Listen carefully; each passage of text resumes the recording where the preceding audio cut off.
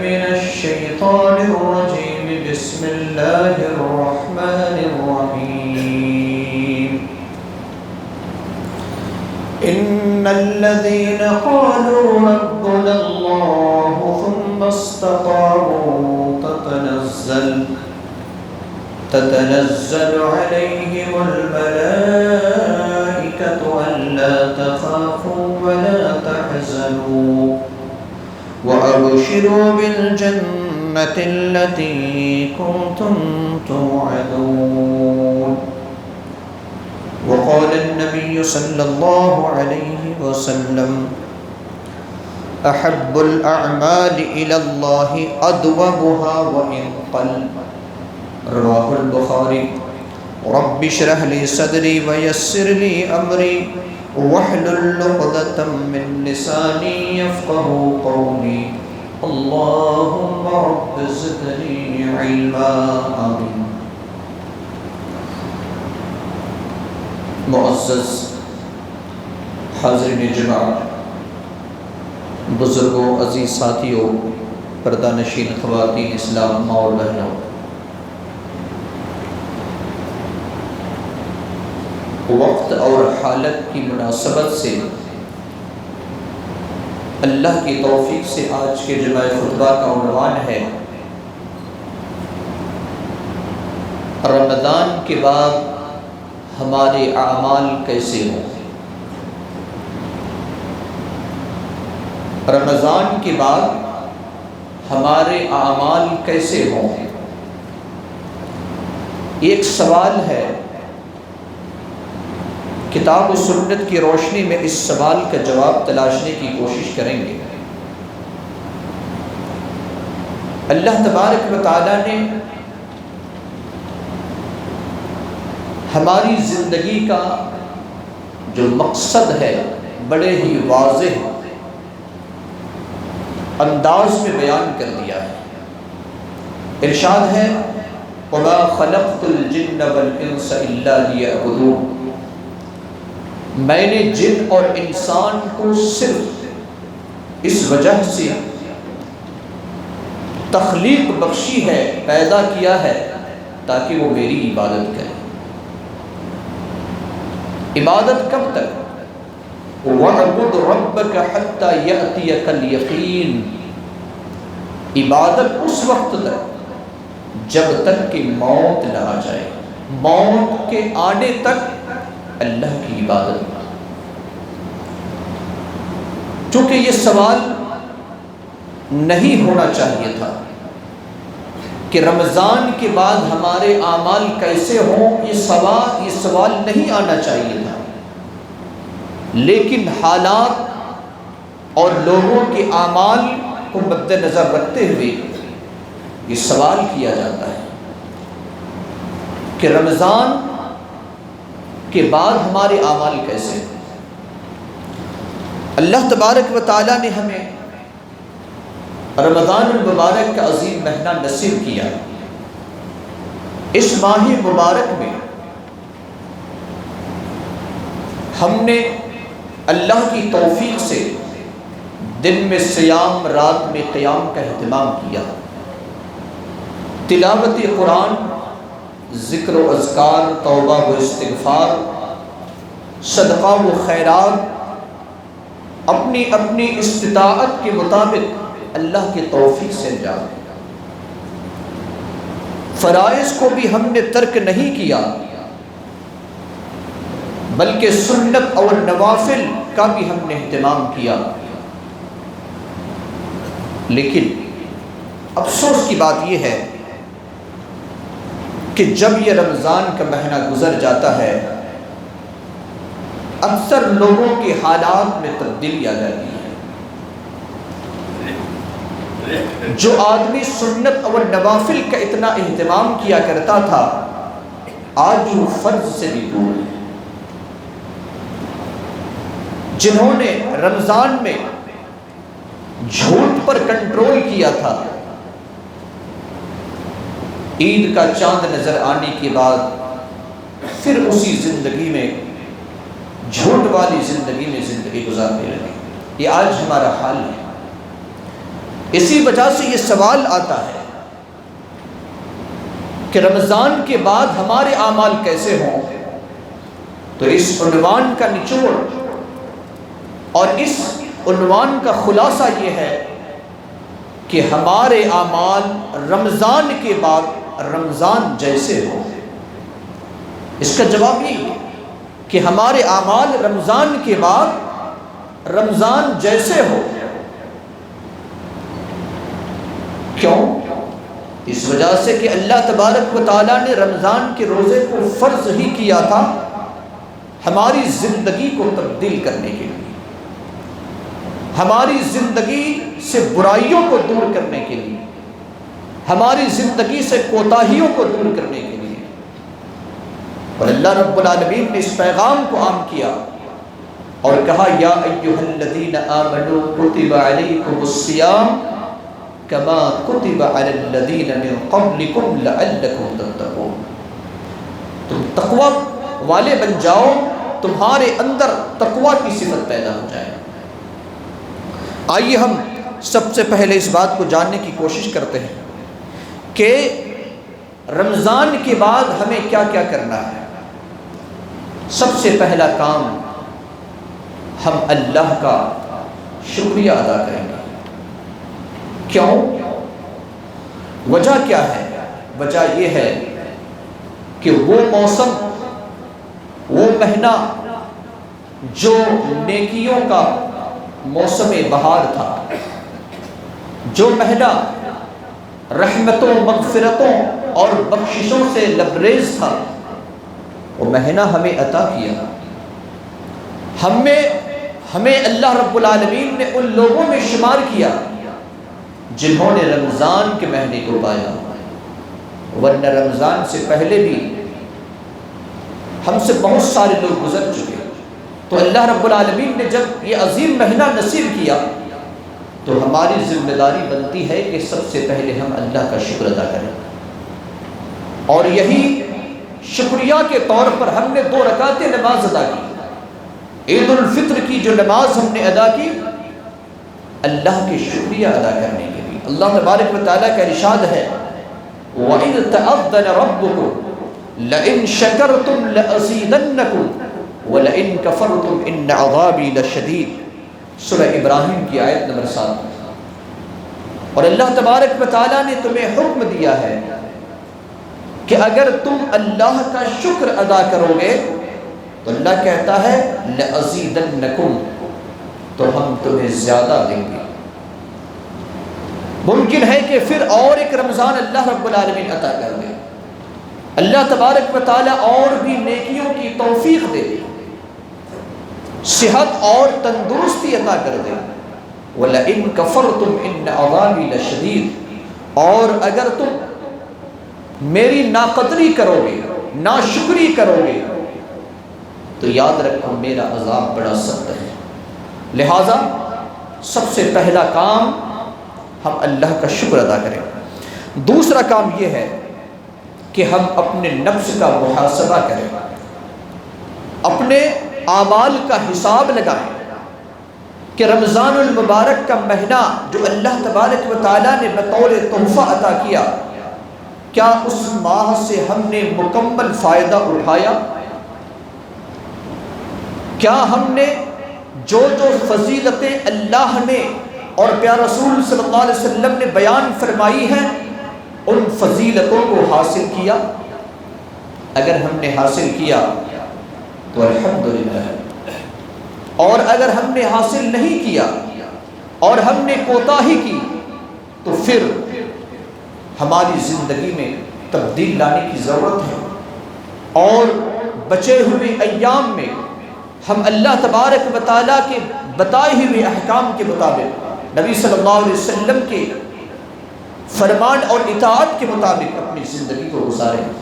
اللہ تبارک و تعالیٰ نے ارشاد فرمایا یا ایھا الذین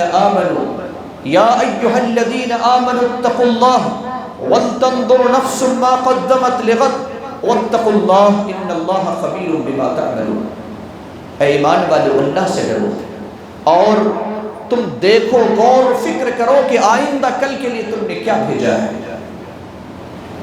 ہمیں غور و فکر کرنا چاہیے، کیونکہ ہماری زندگی ہمیشہ کے لیے نہیں ہے، چند روزہ زندگی ہماری ہے، اور اتنی کم زندگی ہے جب ایک انسان قیامت کے دن اٹھایا جائے گا تو وہ کہے گا لم یلبثوا الا عشیۃ او ضحاها۔ 60 سالہ، 70 سالہ، 100 سالہ زندگی، صبح کا ایک لمحہ یا شام کا ایک وقت محسوس ہوگا۔ لہذا ہمیں اپنی زندگی میں اللہ رب العالمین کے یہاں جانے سے پہلے ایسے اعمال کو انجام دے لیں، کہیں ایسا نہ ہو کہ پھر ہم اللہ تبارک و تعالیٰ کی نافرمانی میں اپنی زندگی کو گزاریں۔ اور اسی وجہ سے شاعر اسلام علامہ اقبال رحمہ اللہ نے فرمایا تھا کہ رمضان جب گزر جاتا ہے، لوگوں کی حالات کو انہوں نے بیان کیا کہ رہ گئی رسم آزا روح بلالی نہ رہی، رہ گئی رسم آزا روح بلالی نہ رہی، فلسفہ رہ گیا تلقین غزالی نہ رہی، مسجد مرثیہ خواہ کہ نمازی نہ رہے، مسجد مرثیہ خواہ کہ نمازی نہ رہے، یعنی وہ صاحب اوصاف حجازی نہ رہے۔ لہٰذا مسلمانوں، بچے ہوئے ایام میں رمضان جیسے اعمال کر کے اپنے رب کو راضی کریں۔ ہماری زندگی میں رمضان کے اندر جو ہم نے عمل کیا ہے، اس عمل کی ان نیکیوں کی حفاظت کرنا ایک بہت بڑی ذمہ داری ہے، کیونکہ اس پرفتن دور میں لوگ نیکیاں بہت مشکل سے کماتے ہیں، لیکن اس سے کہیں زیادہ اور بڑا چیلنج ہے کہ ہم ان نیکیوں کی حفاظت کریں۔ نیکیوں کی حفاظت اگر ہم نہیں کر سکتے ہیں تو اس کی مثال یوں ہے کہ ایک انسان سیزن میں خوب کماتا ہے لیکن فضول خرچی میں اپنے سارے پیسے کو برباد کر دیتا ہے، پھر ایک وقت ایسا آتا ہے کہ وہ کنگال بن جاتا ہے۔ تو جس طریقے سے ایک انسان اپنی زندگی میں، معاش کے معاملہ میں، روزی کے معاملہ میں جتنا سنجیدہ ہوتا ہے کہ ہم کمائیں اور اس کی حفاظت کریں، اس سے کہیں زیادہ سنجیدہ انسان کو اپنی نیکیوں کے بارے میں ہونا چاہیے۔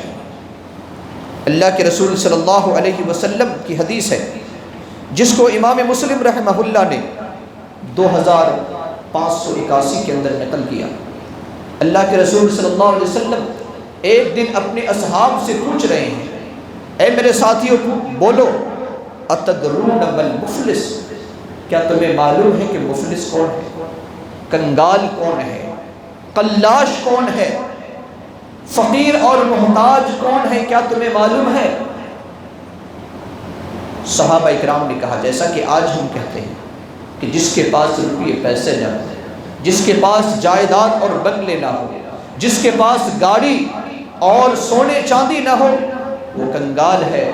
صحابہ اکرام نے جواب دیا، قالوا المفلس فینا من لا درہم لہ ولا متاع۔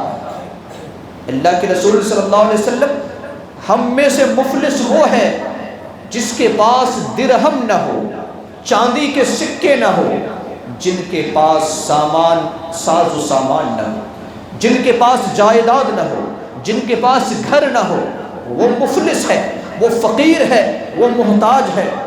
پیارے رسول صلی اللہ علیہ وسلم نے کہا میرا سوال یہ نہیں تھا۔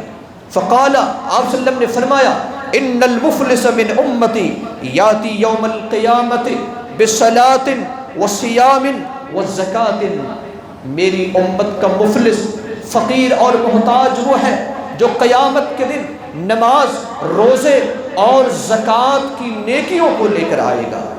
اس کے پاس نماز کی نیکیاں بھی ہوں گی، ان کے پاس روزے کی نیکیاں بھی ہوں گی، ان کے پاس صدقہ و خیرات کی نیکیاں بھی ہوں گی، لیکن وہ کیا کرے گا؟ وَيَأْتِي قَدْ شَتَمَ هَذَا، کسی کو گالی دی ہوگی، وَقَذَفَ هَذَا، کسی پر بہتان لگایا ہوگا، وَأَكَلَ مَالَ هَذَا، کسی کا مال کھایا ہوگا، وَسَفَكَ دَمَ هَذَا، اور کسی کا خون بہایا ہوگا، وَضَرَبَ هَذَا، اس کو مارا ہوگا۔ لوگوں کے حق میں حق تلفی کی ہوگی۔ اللہ کے رسول صلی اللہ علیہ وسلم فرماتے ہیں فَيُؤْتَى هَذَا مِنْ حَسَنَاتِهِ وَهَذَا مِنْ حَسَنَاتِهِ، ایسے لوگوں کو ان کی نیکیاں جو روزے، نماز اور زکوٰۃ کی نیکیوں کو لے کر آئے گا، اور لوگوں کے حق میں حق تلفی کی ہوگی، ان کی نیکیاں انہیں دے دی جائے گی۔ اللہ کے رسول صلی اللہ علیہ وسلم فرماتے ہیں فَإِنْ فَنِيَتْ حَسَنَاتُهُ قَبْلَ أَنْ يُقْضَى مَا عَلَيْهِ، ایسے بھی کچھ لوگ ہوں گے جن کے حق میں انہوں نے حق تلفی کی ہوگی اور ان کی نیکیاں ختم ہو گئی ہوگی۔ اللہ رب العالمین کیا کرے گا؟ اخذ من خطایاہم، اللہ تبارک و تعالیٰ اس کی گناہوں کو لے کر اسے دے دے گا، فطرحت علیہ ثم طرح فی النار، پھر اسے آگ میں ڈال دیا جائے گا۔ اللہ کے رسول صلی اللہ علیہ وسلم اس حدیث پاک کے اندر صاف لفظوں میں فرماتے ہیں کہ مسلمانوں، قیامت کے دن جو محتاج ہوگا، جو مفلس ہوگا، وہ حقیقت میں مفلس ہے، اور صیام، صلاۃ اور زکوٰۃ کے نیکیوں کو صرف جمع کر لینا، اکٹھا کر لینا ہی کافی نہیں ہے، بلکہ ان نیکیوں کی حفاظت کرنا ضروری ہے، اور ان نیکیوں کی حفاظت کرنا بہت بڑا چیلنج ہے۔ اللہ تبارک و تعالیٰ سے دعا کریں کہ اللہ تبارک و تعالیٰ ہم سب کو اپنے اعمال اور اپنے نیکیوں کی حفاظت کرنے کی توفیق عطا فرمائے۔ اسی طریقے سے رمضان کے بعد ہماری زندگی میں اعمال صالحہ پر استقامت اختیار کرنا ضروری ہے۔ نیک اعمال پر استقامت اختیار کرنا ضروری ہے۔ آج لوگوں کے اعمال کا جب جائزہ لیا جاتا ہے، بالخصوص رمضان گزرنے کے بعد، تو مسجد سے اس کا جائزہ لیا جا سکتا ہے کہ مسلمانوں کی زندگی میں کتنی تبدیلی آئی ہے۔ جو مسجدیں مصلیوں سے آباد ہوتی تھی، عید کے دن نماز ظہر سے وہ مسجدیں ویران ہو گئی۔ یہ آج حقیقت ہے، جبکہ اللہ تبارک و تعالیٰ نے ہمیں یہ حکم نہیں دیا، بلکہ اللہ تبارک و تعالیٰ نے ہمیں حکم دیا ہے کہ تم اللہ کے عبادت گزار بن کر کے اپنی زندگی کو گزارو۔ ایسا محسوس ہوتا ہے کہ ہم اللہ کی عبادت نہیں کرتے ہیں، ہم ماہ رمضان کی عبادت کرتے ہیں۔ یہ آج ہماری حقیقت ہے۔ ہمیں ایسا محسوس ہوتا ہے کہ ہماری عبادت اللہ کے لیے نہیں ہے بلکہ رمضان کے لیے ہے۔ کیوں؟ اگر ہماری عبادت اللہ کے لیے ہوتی تو اللہ کی صفت کیا ہے؟ ان اللہ حی لا یموت، اللہ ہمیشہ زندہ ہے، اللہ کبھی مرتا نہیں۔ اور رمضان کا مہینہ 12 مہینوں میں سے ایک مرتبہ آتا ہے سال میں، تو ذرا بتائیے کہ ہم اگر اس اللہ کی عبادت کرتے تو وہ اللہ ہمیشہ ہے، رمضان کا مہینہ ہمیشہ نہیں ہے۔ تو ہمارے اعمال بتا رہے ہیں کہ ہم نے اللہ کی نہیں بلکہ ماہ رمضان کی عبادت کی ہے۔ اگر ہم اللہ کی عبادت کرتے، اللہ ہمیشہ زندہ ہے، ہمیشہ اللہ کی عبادت کرتے، کیونکہ اللہ نے ہمیں کہا ہے وَمَا خَلَقْتُ الْجِنَّ وَالْإِنسَ إِلَّا لِيَعْبُدُونِ، اللہ نے کہا ہے کہ تمہاری تخلیق کا مقصد میری عبادت ہے۔ عبادت کب تک؟ وَاعْبُدْ رَبَّكَ حَتَّى يَأْتِيَكَ الْيَقِينُ، عبادت اس وقت تک جب تک کہ تمہارے پاس موت نہ آ جائے۔ تو اگر ہم زندہ ہیں تو پھر ہم اللہ کی عبادت سے کیسے گریز کر سکتے ہیں؟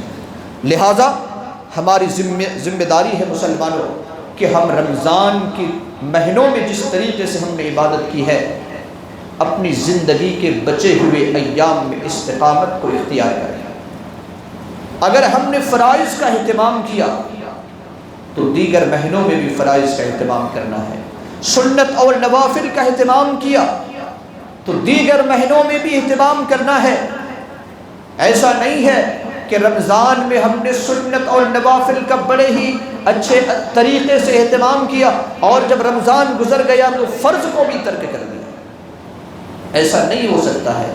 اگر ایسا ہم کریں گے تو یہ روزے کا مقصد نہیں ہوگا، اور اللہ تبارک و تعالیٰ نے ہمیں یہ مقصد بھی نہیں بتایا ہے۔ اور علماء اسلام اس بات کی طرف اشارہ کرتے ہیں کہ انسان جو بندہ عمل کرتا ہے، عمل کے قبولیت اور اللہ کے یہاں وہ عمل مقبول ہے، اس کی دلیل کیا ہے، اس کا ثبوت کیا ہے دنیا میں؟ علماء اسلام نے کتاب و سنت کی روشنی میں اس سوال کا جواب دیا ہے کہ ایک انسان نیک عمل کرتا ہے اور نیک عمل کرنے کے فوراً بعد پھر دوسرا بھی نیک عمل کرے تو یہ دوسرا نیک عمل پہلے نیک عمل کی قبولیت کی دلیل ہے۔